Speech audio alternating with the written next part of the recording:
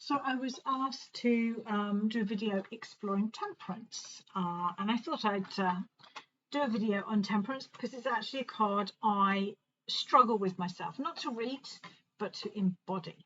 Because temperance is all about balance and getting the balance right. And I'm not the most balanced person in the world. So let's break down some of the symbols in temperance. So we've got lots of fire symbols here. This upright red triangle is an alchemy glyph for fire. We have a astrological glyph here on the third eye for the sun, and the person seems to have sort of a halo around their head, which to me reminds me of sort of the third eye and that sort of crown chakra energy. I personally think the red feathers are quite flame-like, but that might be more of a personal association. And I associate this with the sun rising or the sun setting, but there's certainly a solar or a fire energy there. So we've got plenty of fire energy. And then, of course, we've got the fact that the angel is here in the pool and is pouring or mixing water in some form. So the first meaning to me usually of temperance, or the first thing that I check in my mind is it referring to balance, blending different ideas, or getting the balance right? Often clients will say to me, do I do A or do I do B? And very often the answer is secret C, which is often a blended middle path. Should I give up my job or should I stay in my job? The offer might be, I think it's important that you decide when you're going to leave your job. That sort of secret, unseen answer. So if you're getting temperance, that would be my first thing to look for. Is it about blending two different ideas, blending two different people's ideas, like in a compromise or a relationship? Is it about you needing to blend your wands energy, the fire, if you like, your will, your drive, your determination, with your cups energy? What feels right for you? What do you really need in your heart space right now? Getting that balance right. The card that this always reminds me of is the star, because we seem again to have a pool.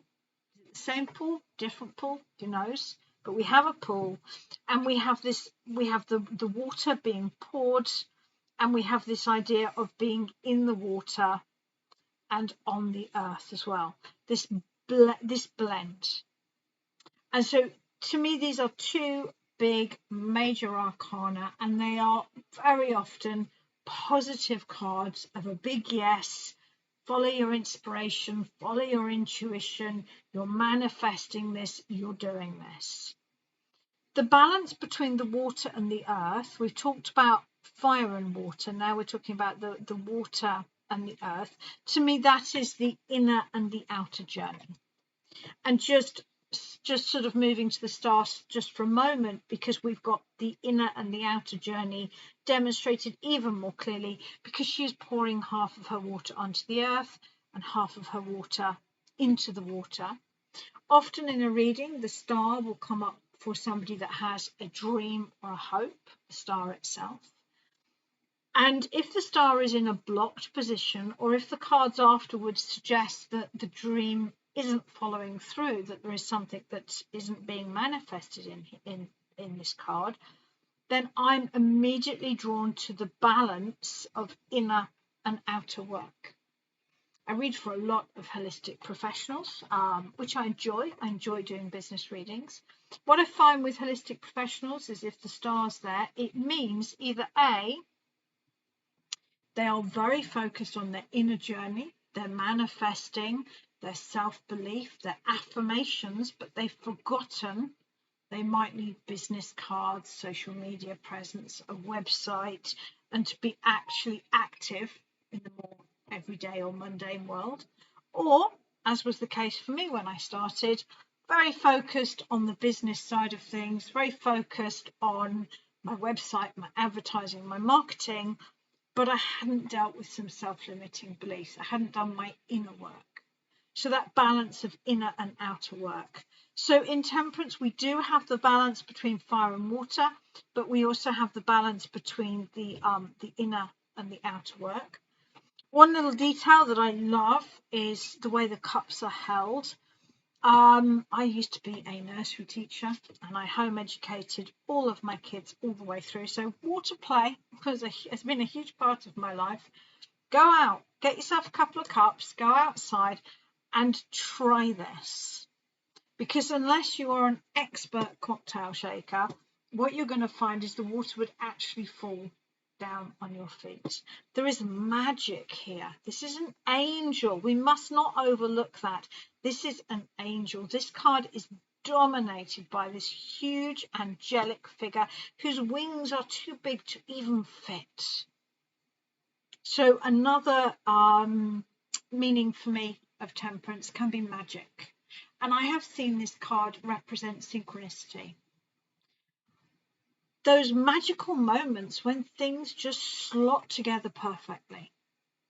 I can remember booking a holiday with my kids a long time ago now, when they were all much younger.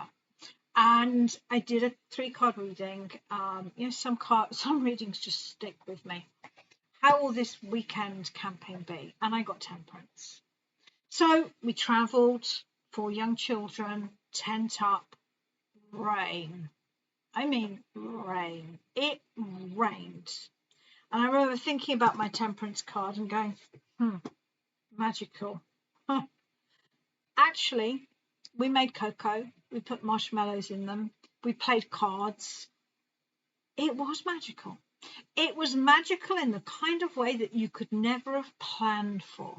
So watch out with Temperance, because sometimes it means that magical synchronicity that happens when we trust our intuition and things just come together well.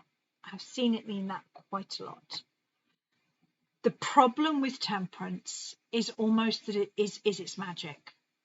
We, like with the Moon card, clearly have a path. I think when there is a path clearly shown in the Rider-Waite cards, there comes a point when we need to follow it.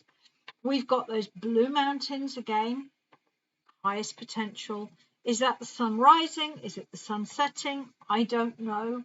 But I think at some point we are meant to follow this and to have a new day, a new dawn, a new beginning. One of the problems with Temperance is it's such a beautiful card that we can become a little bit addicted to this. I've seen this a lot with people that take a quick route to spiritual euphoria, if you like. People that want quick answers, simple answers, and they get that boost of adrenaline, and then they just want to repeat the practice. Be careful with Temperance. It can refer to addiction, particularly if it's linked with the King of Cups or the Devil. And remember that addiction is a big topic. We can be addicted. I am addicted to caffeine. There is no doubt about that. I have to be very careful with alcohol. I've definitely been dependent in my time. We can be addicted to social media. We can be addicted to exercise. We can be addicted to shopping. It doesn't just mean heroin, or gambling. So the danger for Temperance is that we may want to recapture that magic, or that we may want to stay there even when it's time to go. Because I see each of the tarot cards as a window. There is a time to be there and there is a time to move on. It's a journey. So I struggle with Temperance because I am not very balanced. I do tend to work monumentally long hours and then just want to do nothing for a couple of days. I think my life would probably be happier, and I'm still working towards it, if I could have a better rhythm to my life. And I've probably got an addictive personality, if the answer is true. So it is a bit like the Queen of Cups, one that I watch out for when I'm reading for myself. But it is a beautiful card. It is a big card. And yet again, I'm so grateful for Pamela Coleman Smith for capturing this image for us to enjoy.